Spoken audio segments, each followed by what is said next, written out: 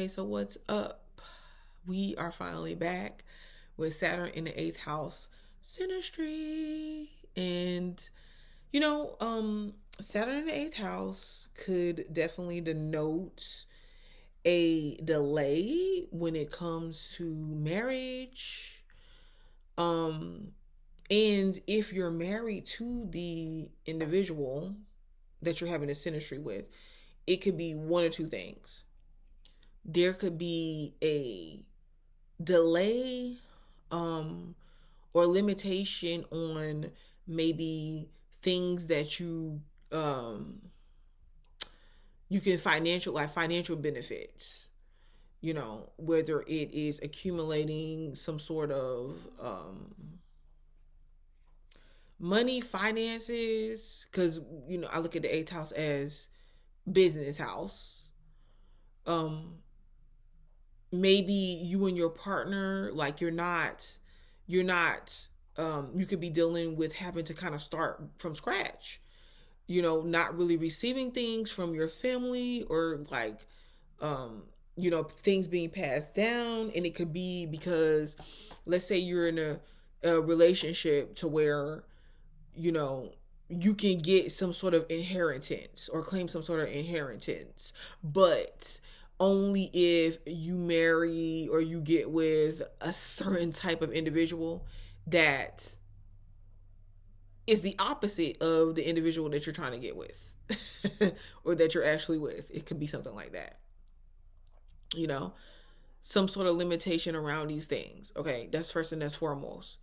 But this is the thing, because what I found interesting though with Saturn is that where Saturn brings some sort of limitations, especially when you're younger or in the beginning aspect or in beginning part of a relationship, or just wherever it's placed at, the latter half, it can really give or produce some excellent results, especially in the area of stability. So this could be a synastry aspect too, to where um the partners is, let's say they're together, they lose someone, and they're like willed, or they're in someone's will, or they receive some sort of inheritance or insurance or something that's worth a lot of money. Okay.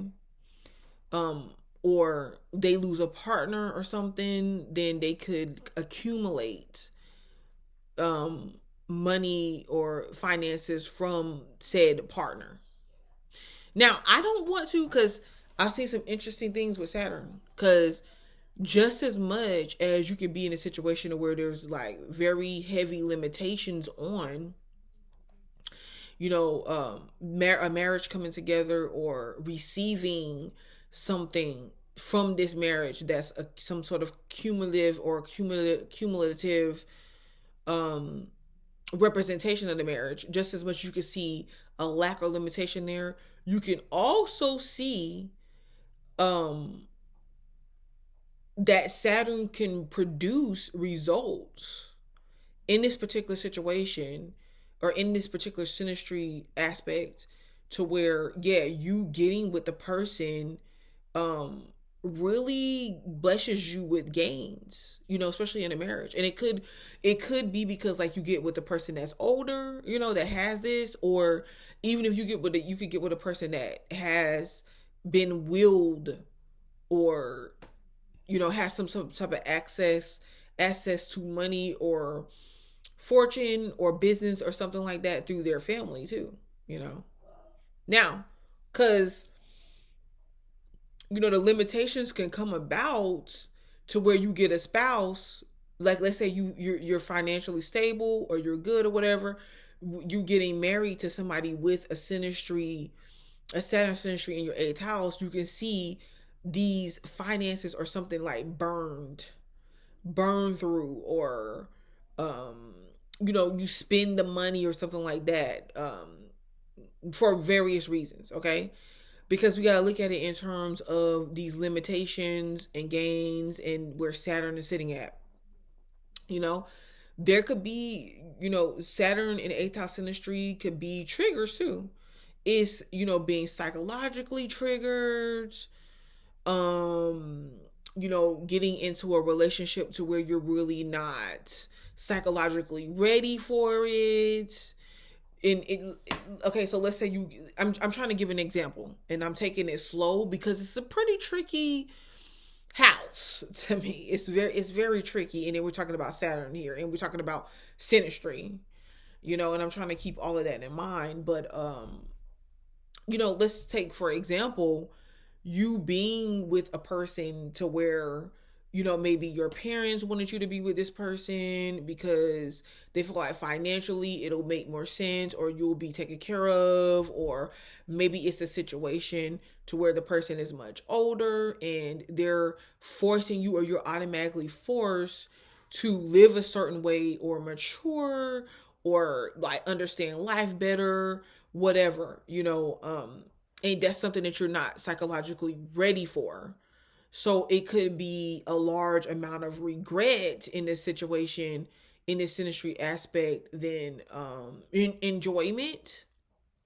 You know, um, it, and we're talking, and when we're talking about a psychological aspect to it too, it could be to where in this relationship one person kind of acts like as some sort of counselor or something, or like has some sort of direct power or dictatorship over the other person as well. Okay, like Saturn could definitely have this over the house person. um but like, don't get me wrong, it just depends, because a house person can have this effect over Saturn too, because it just depends. Saturn can be young coming into this situation. Let's say if Saturn's young coming into this situation, it's, yeah, Saturn is, you know, um, experiencing these limitations that's placed on them by the lifestyle or obligations of the house person. But here you can see some sort of delay in marriage, or that it's hard emotionally to connect because the eighth house stuff comes, like, kicks in. And even in a marriage, like, you can find yourself experiencing marriage as a business or as a routine. It's like where we build assets, where we build we have children and we add on. That's not a bad thing, because I kind of feel like really the world puts portray. I feel like in a lot of instances that's what marriages really does represent.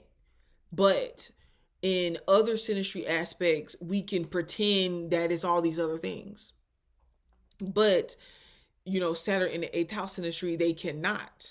This is what comes first and foremost in their marriage. So it could be a situation too to where you see, one of the partners really living it up. They have money, whatever, but they're unhappy. They're not emotionally connected with each other. You know, and infidelity could be taking place because of this. Now, don't get me wrong, because if you take two people in this particular synastry and you see, I'm not really putting it off on one placement or the other. Like, I'm not really putting it off on the house person. I'm not really putting it off on the Saturn person, because there's definitely different. There's so many different aspects that I can go here, But in this particular synastry, like looking at this together, um, and you're taking Saturn, and you're taking the house of Pluto, and you're taking um and Mars. You had the house of Scorpio, really. And what you have kind of is like one person's needs, desires, wants coming across someone else's stubbornness, maturity, where they feel like they want to progress but they lack at the same time. And you can get clashes because of this, but at the same time, you can get um, deep commitment and deep intimacy if you get past the limitations of Saturn. If you get past, and it just depends on what sign it's in. So let's say you had Saturn in Taurus, in someone's eighth house of Taurus, and the limitation that you will probably have to get through is value. Okay. how, what you're seeing yourself valued as, your self-worth, like self-worth issues. Because see, Saturn is going to trigger these insecurities, and you're gonna feel like you really can't trust the other person.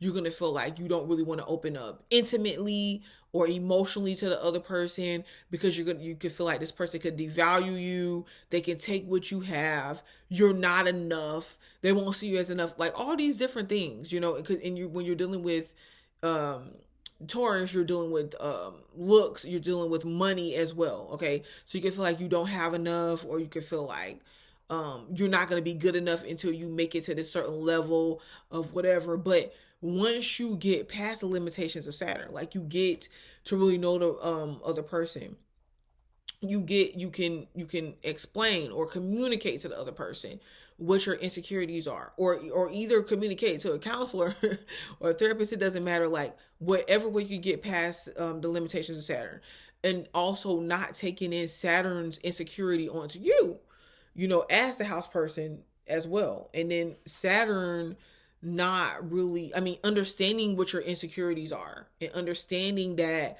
you could be being emotionally withheld when you want to be open, you want to be intimate, but because of certain experiences that you had or that's linked to karma, you don't really want to allow yourself to open up. You want to be serious. You want to act like, or and maybe it's not even an act, but you're psychologically planning out a lot of things that you're triggered by in your subconscious and things of that nature, that doesn't really have anything to do with the current relationship that you're in. And once you can move past that, the two individuals grow deeper with each other. This, this can denote abuse too, especially each emotional and psychological abuse. Um, like I said, when you're dealing with aspects of the connection to where we're talking about triggers, insecurities, and projections. So it's important when being in this particular side note, this could be a power couple, definitely. This could be a power couple, but once again, you will have to access or, reassess, however you want to say it. I mean, however you say it, what is the relationship for? Because you want to get to the place to where you have an all-around relationship that is power couple, and you're intimately involved, because there could be restrictions there and limitations there.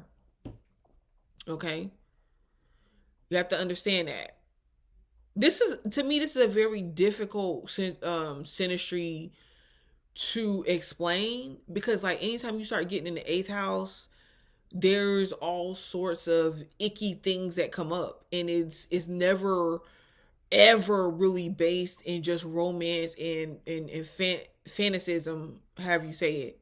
It's never based in that.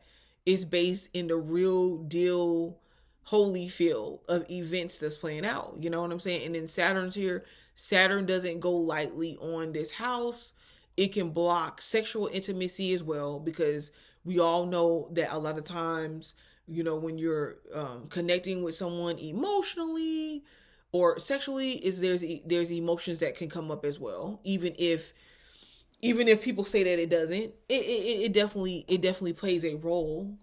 And in this particular situation, it could be like hard for either the sexual aspect to get off the ground or start. This is where you can kind of repel each other, or it'll be one person wanting more. Maybe the house person could be like, well, I want more than just Saturn to be lusting after me and can't really connect to me intimately. It's like Saturn finds ways to avoid it, and making the eighth house person feel like they're asking for too much. And Saturn finds ways to avoid intimacy by, you know, talking about other things, keeping things very surface, and the eighth house person could want something deeper, and Saturn could want something deeper too, but they just don't know how to open up to it. They feel triggered, like I said, and once again, the insecurities come out. So dealing with each other, I'm not gonna lie, like if you guys cannot really just talk to each other and or get to a place, maybe when you're a little bit older and experienced, knowing what each other wants, or being available for that because you know what you want. Because you work through some issues, it could really, this synastry aspect could really get in the way. Or if you both agree on talking to like someone else, like a counselor or someone else that can help you guys through, to recognize this and to work through some of the emotional hangups, this is pretty much what you will be dealing with. Now, this went long enough. It's a little bit more complicated than some of the other synastry aspects with Saturn. It really is. But that doesn't mean that it can't be done. All right. Saturn in 8th house synastry, and I will return.